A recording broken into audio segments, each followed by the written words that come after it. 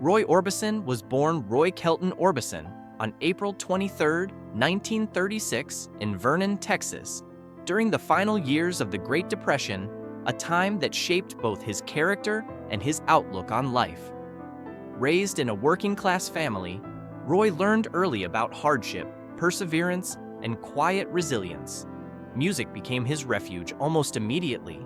He received his first guitar at the age of 6, began performing on local radio by 8, and quickly discovered that melody and lyrics gave him a way to express feelings that words alone could not.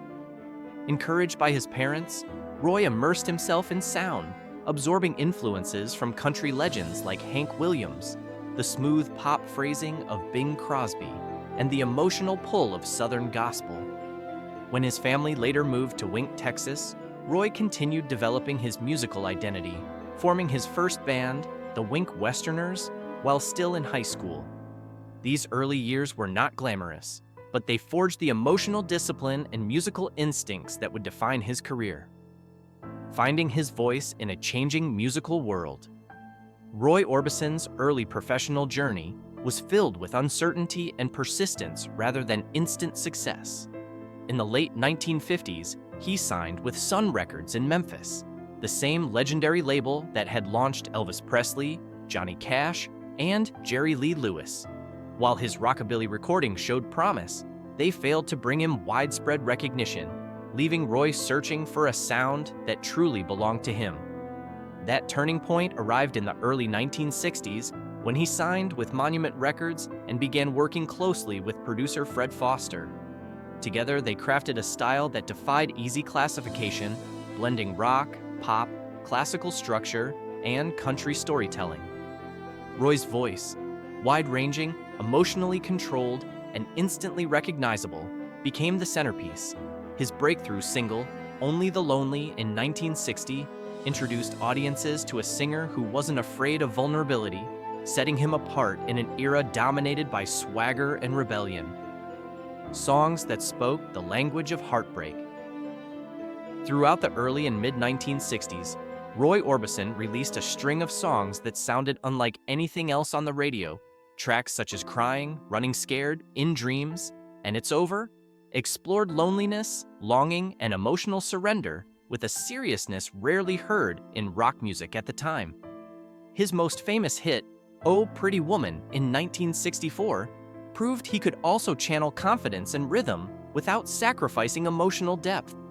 What truly distinguished Roy, however, was not technical skill alone, but sincerity. While many artists celebrated youth and freedom, Roy sang about loss, quiet desperation, and love that didn't always end well. Audiences recognized something honest in his music, something that felt lived in rather than performed. Dressed in black and hidden behind dark glasses, Roy became a mysterious figure, often described as the Caruso of rock, or simply the Big O. Love, family, and early tragedy. In 1957, at just 21 years old, Roy married his teenage sweetheart, Claudette Frady. Their relationship was passionate, complicated, and deeply influential in his creative life. Claudette became a muse for Roy, inspiring songs that reflected both devotion and vulnerability. Together, they had 3 sons, Roy Dwayne, Anthony King, and Wesley. Despite long periods apart due to touring, Roy took pride in fatherhood and worked hard to balance family life with the demands of fame. That fragile balance was shattered in June 1966, when Claudette was killed in a motorcycle accident in Gallatin, Tennessee, shortly after the couple had reconciled following a separation. Her sudden death devastated Roy, leaving an emotional wound that never fully healed. Songs like Claudette, once light and affectionate, took on haunting new meaning in the aftermath of her loss. A grief beyond words. Just 2 years later, tragedy struck again with unimaginable force. In September 1968, while Roy was performing overseas, a fire broke out at his home in Hendersonville, Tennessee. His 2 eldest sons, Roy Dwayne and Anthony King, were killed in the blaze. Only his youngest son, Wesley, survived because he had been staying with relatives. The loss of his children was catastrophic, pushing Roy into a level of grief few could comprehend. Though he continued to work, his public appearances grew more reserved, his performances more restrained. The sorrow that listeners had long heard in his voice now mirrored his lived reality. Those close to him later described a man who endured pain quietly, choosing privacy over public mourning, and channeling his emotions into his music rather than words. Renewal through love and partnership. In the midst of overwhelming loss, Roy eventually found stability and renewed purpose through his relationship with Barbara Jacobs, whom he met while traveling in Europe. The two married in March 1969, beginning a partnership defined by mutual respect, support, and trust. Barbara played an essential role in helping Roy regain balance, both emotionally and professionally. Together, they had two sons, Roy Kelton Orbison Jr. and Alexander Orbison, both of whom would later become stewards of their father's legacy. Barbara also became deeply involved in managing Roy's career, especially during periods when the music industry shifted away from his style. Her presence provided a foundation that allowed Roy to continue creating, recording, and performing through changing times. Career lows and a quiet persistence. By the 1970s, Roy Orbison's chart dominance had faded, replaced by newer musical trends. Though no longer a regular presence on pop radio, he never stopped working. He continued recording albums, performing internationally, and refining his craft. While commercial success was inconsistent, his reputation among fellow musicians only grew. Artists across genres admired his voice, songwriting, and emotional courage.